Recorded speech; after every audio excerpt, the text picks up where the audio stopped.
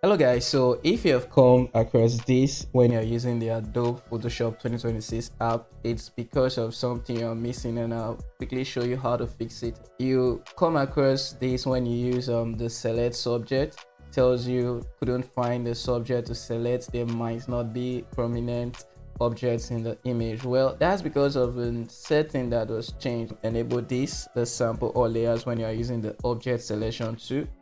Is to, yeah. So but the main fix is coming to edit, then you scroll to preferences here. So you're just going to click on this, and then you go to image processing, right? So you just go to image processing. So it's going to take you here. So if you are using an older device, you may want to select cloud, but I'm going to leave it at device here. But here's the main fix. You go to selections processing. So it's on faster, but you're going to change it to more stable. So you press OK. So this is going to fix it. So, but before it's going to, the effect is going to be applied, we have to restart the Photoshop app. So I'll do that shortly.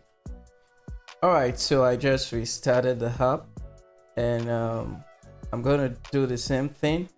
Either I click on select subject here, or it's the same thing with this one. Yeah.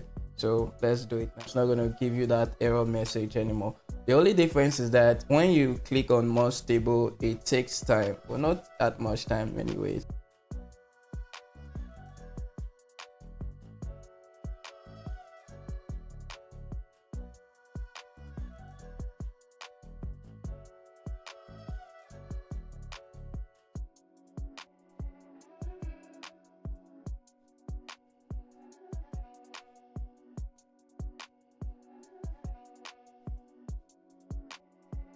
And you see that does it. So that's a trick.